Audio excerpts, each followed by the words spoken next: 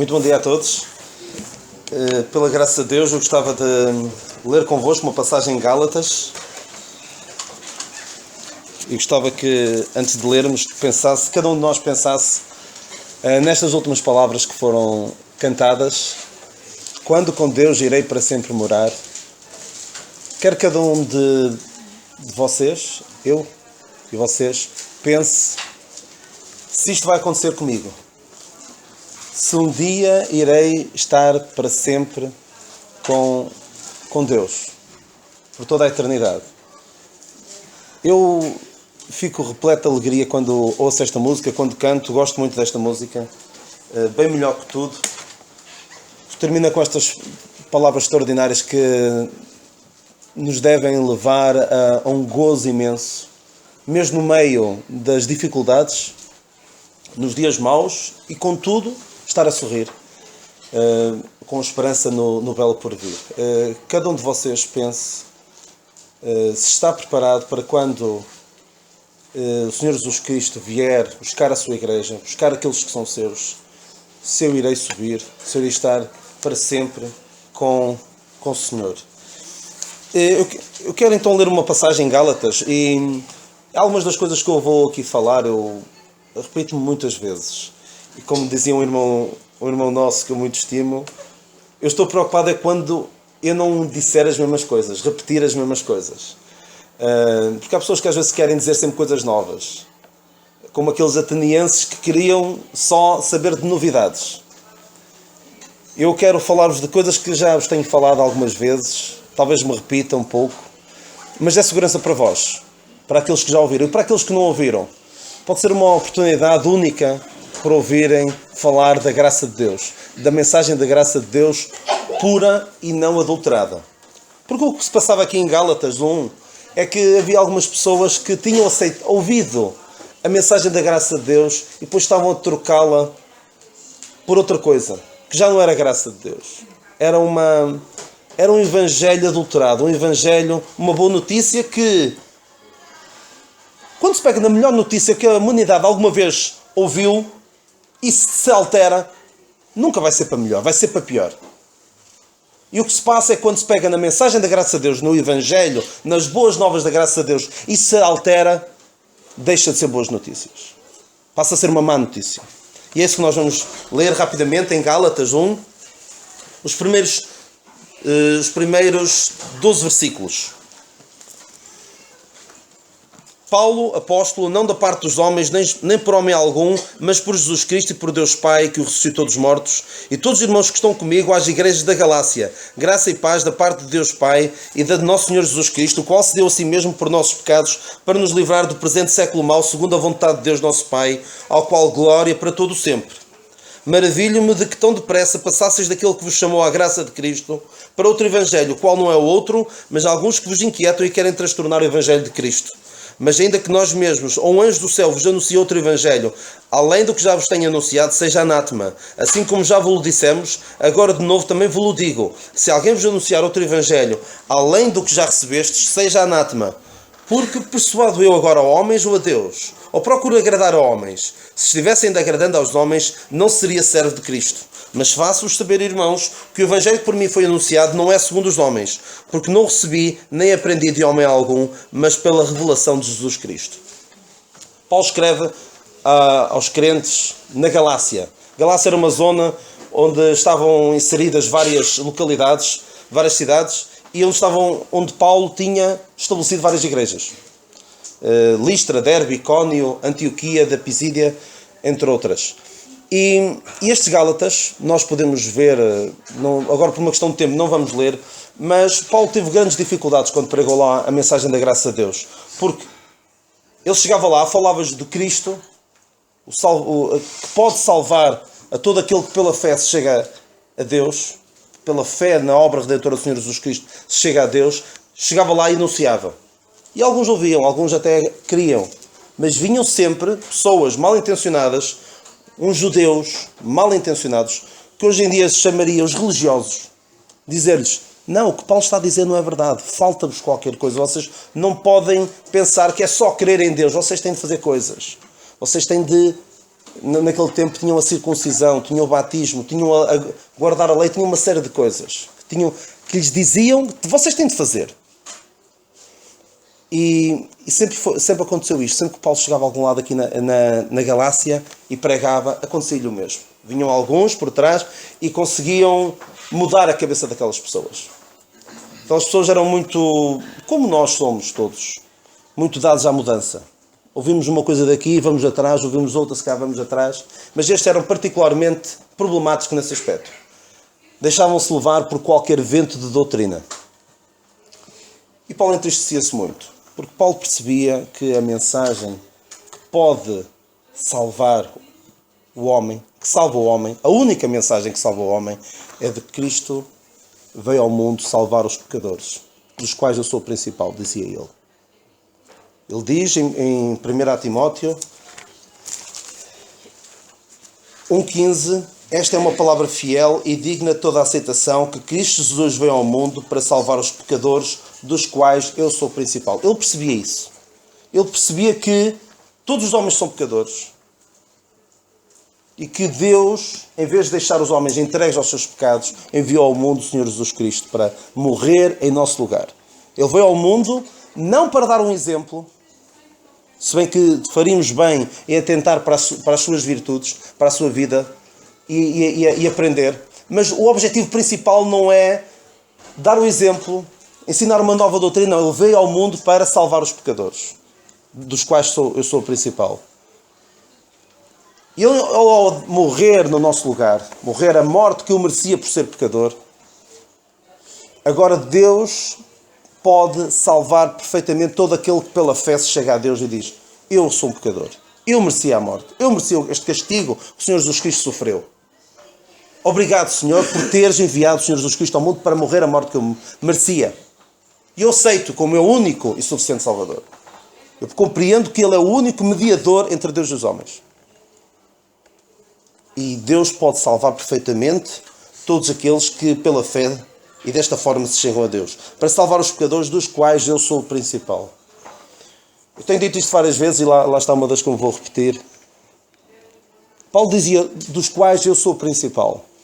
Isto poderá ter outras interpretações desta palavra principal, mas eu quero ficar aqui por esta principal. Paulo dizia: eu sou o principal dos pecadores, porque ele compreendia a gravidade do seu pecado. Ele tinha andado a perseguir os crentes, tinha matado alguns, tinha contribuído para que alguns deles fossem presos e mortos e blasfemassem até de Deus, dissessem coisas horríveis sobre Deus. E houve um dia em que ele percebeu o seu pecado e creu no Senhor Jesus Cristo como seu Salvador. Então a sua vida mudou por completo. Por isso ele agora pode olhar para trás e dizer: eu sou o principal dos pecadores. Mas eu penso assim: ai daquele que não se considera o principal dos pecadores. Houve um homem de Deus extraordinário, John Bunyan, que a sua autobiografia intitulava-se Graça Abundante ao Principal dos Pecadores. Ele, não querendo desdizer Paulo, ele próprio reconhecia ser o principal dos pecadores. E ai daquele, aqui presente ou em todo o mundo, que não se considera a si mesmo o principal dos pecadores. Ai daquele que não compreenda que o seu pecado o separa de Deus. Porque aquele que olha ao seu redor e diz: eu não sou assim tão mau quanto isso, pois não. Eu comparando com o meu vizinho faz isto, faz aquilo. Eu não faço nada disso, eu não mato, eu não roubo, eu sou uma pessoa honesta. Mas todos somos pecadores. E aos olhos de Deus não há pecado pequeno nem pecado grande, há pecado. E o pecado separa-nos de Deus. E por isso, primeiro, olha para ti, reconhece que és uma pessoa em pecado, pecador, e que precisa ser reconciliado com Deus. E depois vai a Deus através de quem? Do único mediador. Não vais lá por outro meio. Não vais lá por autoajuda. Ainda está muito em voga hoje. Tentar chegares lá por ti mesmo. E infelizmente há alguns com a Bíblia na mão o fazem. Pregam: tu és capaz de superar as tuas dificuldades. E não lhes falam de Cristo Jesus, que veio ao mundo salvar os pecadores, dos quais eu sou o principal. Conheçam primeiro.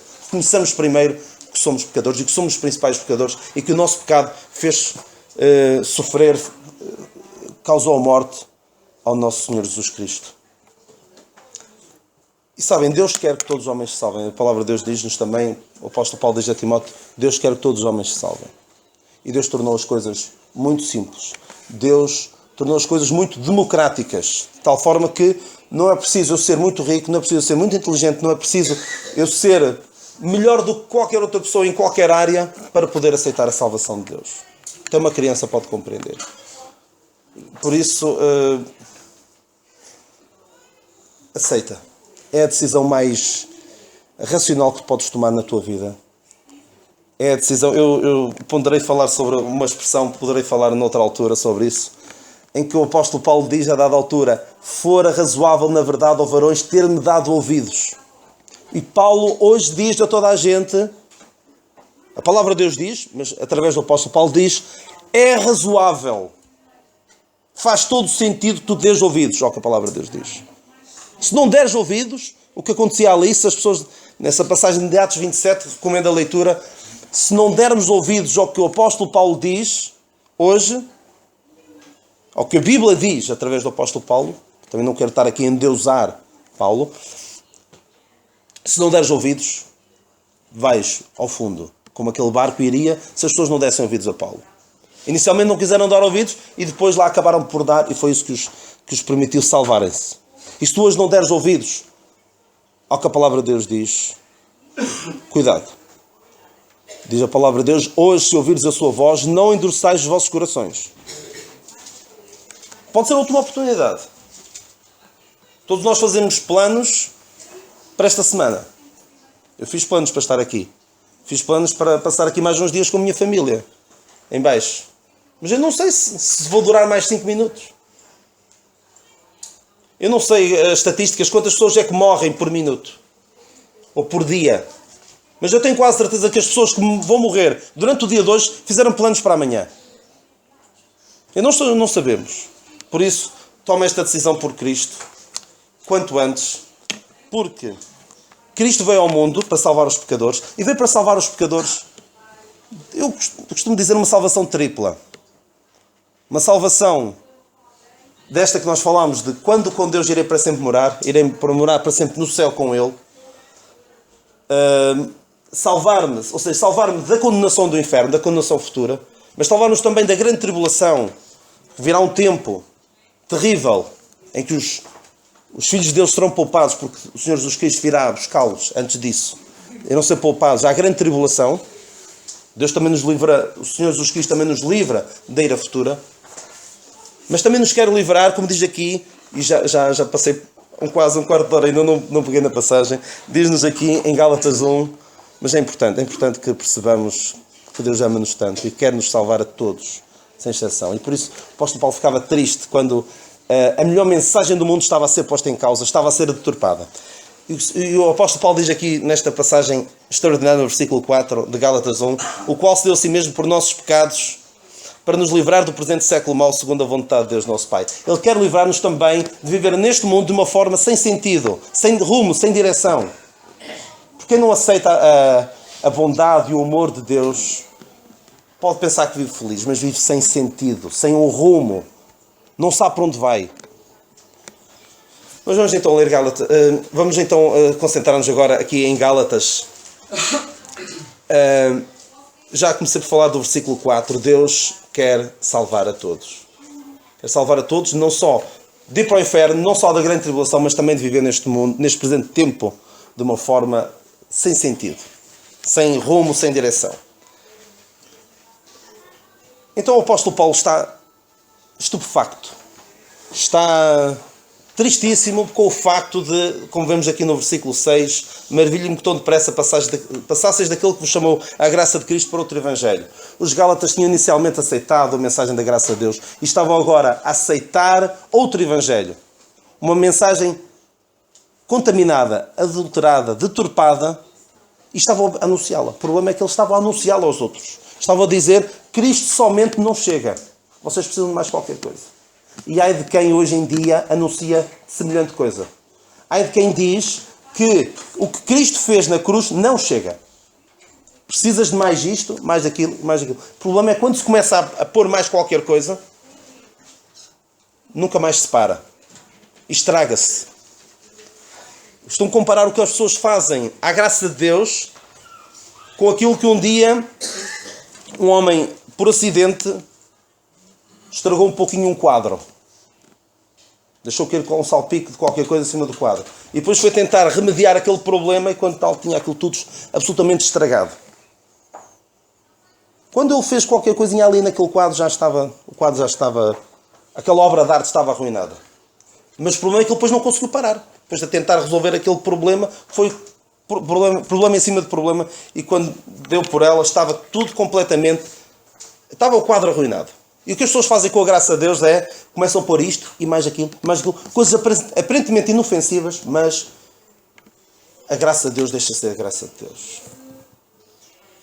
E é terrível, porque alguém que diga que o que Cristo fez não chega, está a zombar, está a escarnecer do Calvário, está a escarnecer daquilo que Cristo fez.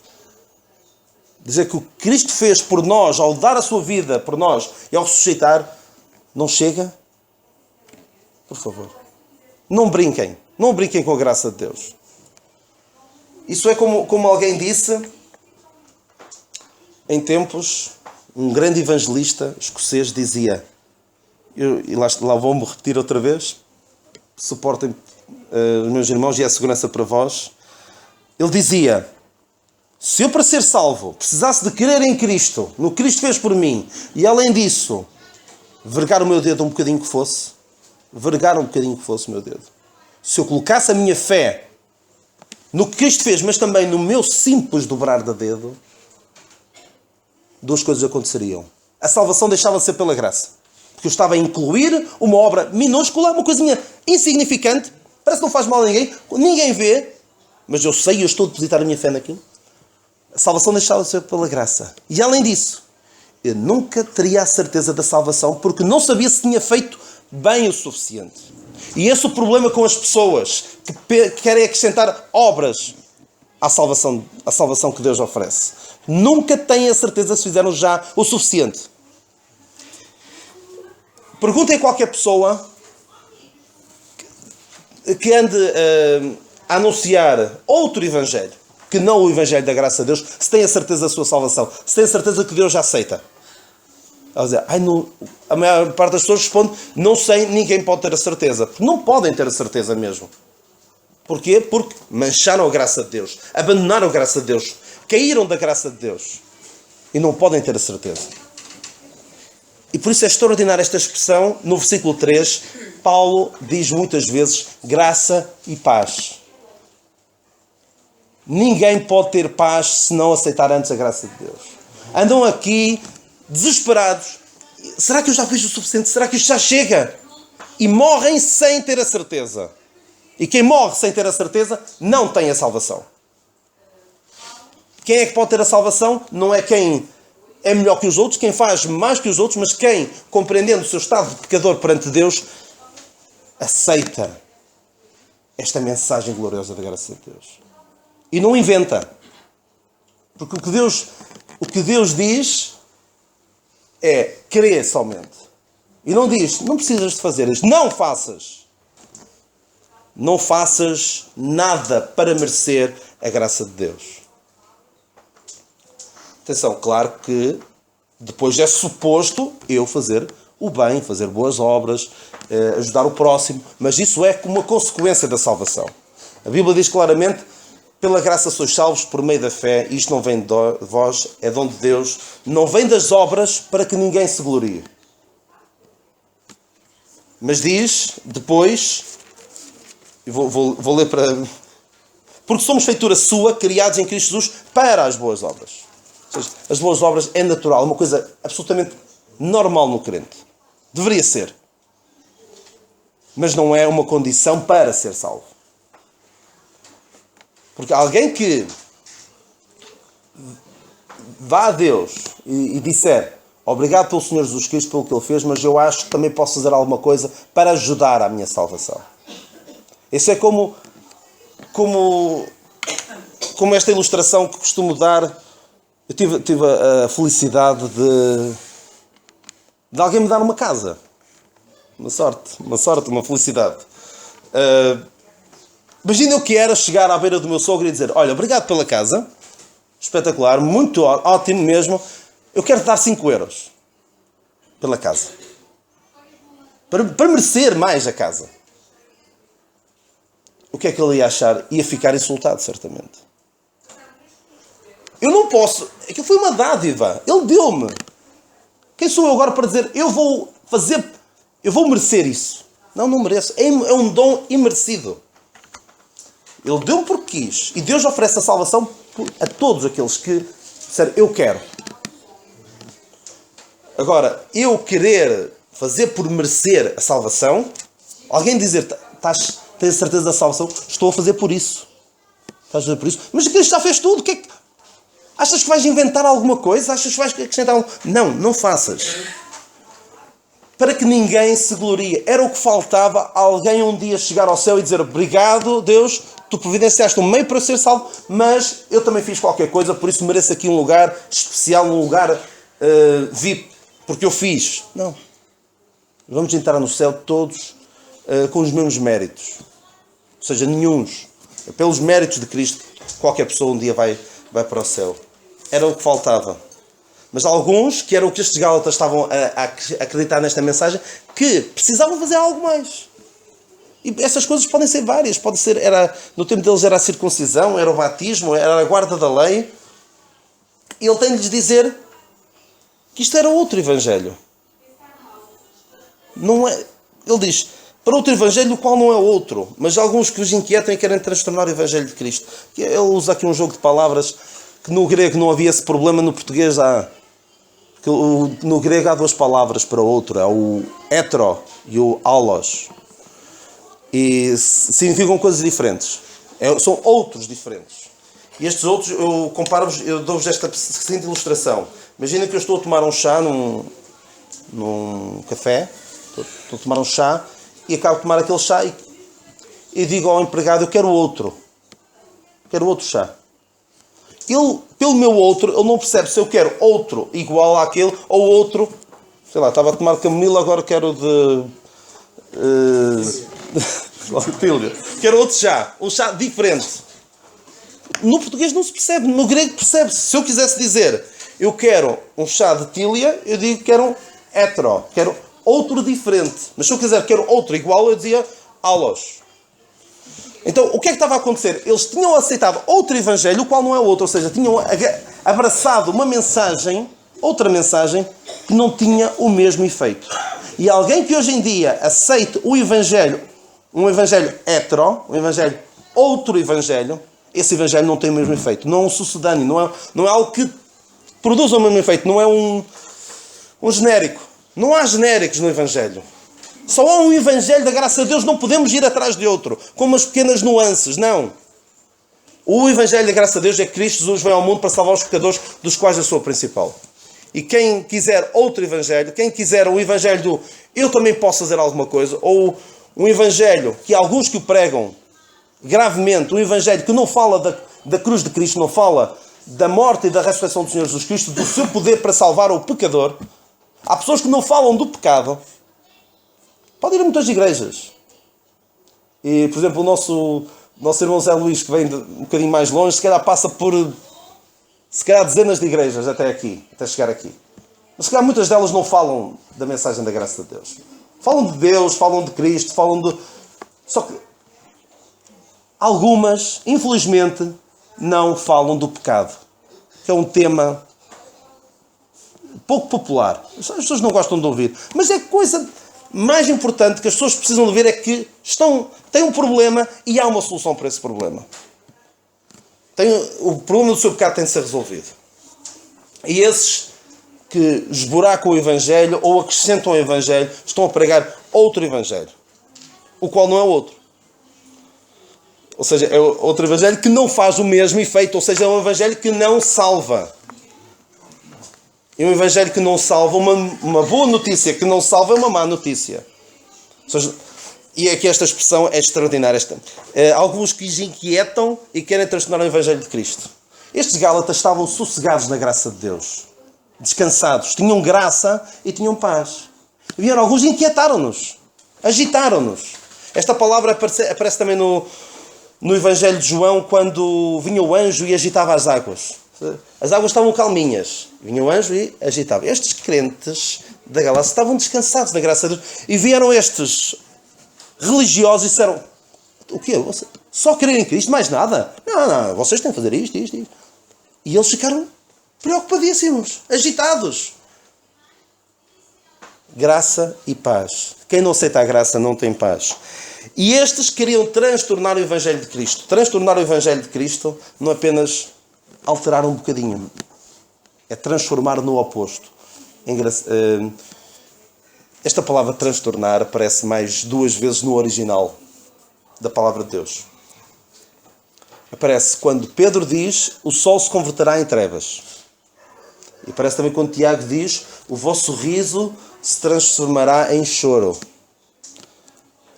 Pensem um bocadinho comigo. Sol, trevas. Riso, choro. Antónimos.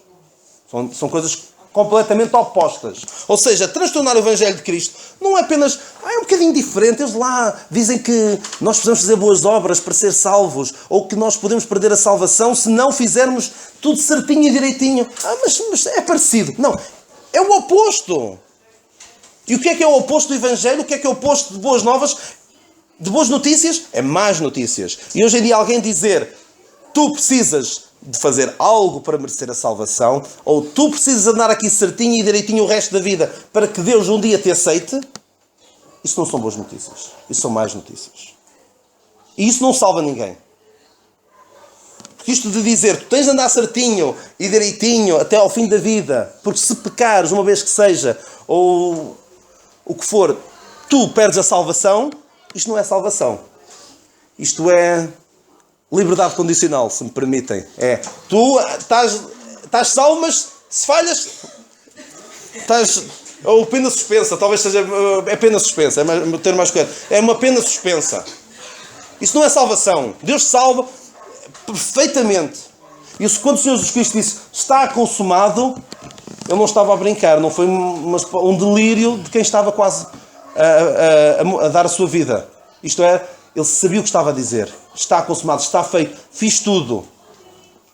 Para que ninguém agora precise de vir e dizer: eu preciso fazer algo mais.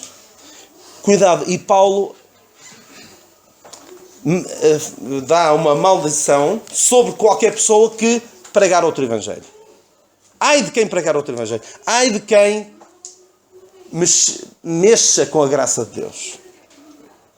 Leva com Paulo. Paulo era uma pessoa super tolerante em relação...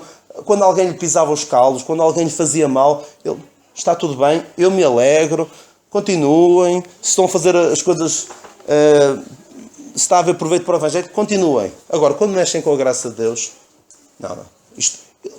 Ele levantava a sua voz e punha as coisas no lugar. E nós também o devemos fazer. Nós devemos denunciar aqueles que andam a pregar outro Evangelho, aqueles que andam a levar as pessoas para a perdição. Tal como um médico, imaginem um médico numa cidade, aparece lá um charlatão, alguém que diz que vai curar as pessoas, não cura nada, só está a levar-lhes o dinheiro e a levá-los por ideias erradas e para pensarem que vão ser curadas de outra maneira. Qual é a obrigação deste médico? Quer dizer, aquele é um charlatão, não acreditem nele, ele vai levar-vos o dinheiro e vai levar-vos a saúde. Poderá alguém dizer: está sendo delicado. Não, está a vida das pessoas em causa. E nós, ao dizermos que aquela pessoa que diz que é cristã, não está a pregar a palavra, não está a pregar o Evangelho da graça de Deus. Não está a levar as pessoas para o inferno. É um cego condutor de cegos. O que é que nós devemos dizer? Até o nosso irmão, ele até fala de Deus. Não. Está a levar as pessoas para a perdição. Qual é a nossa obrigação? Dizer: cuidado. Cuidado com aquelas pessoas. Malditos sejam. Diz: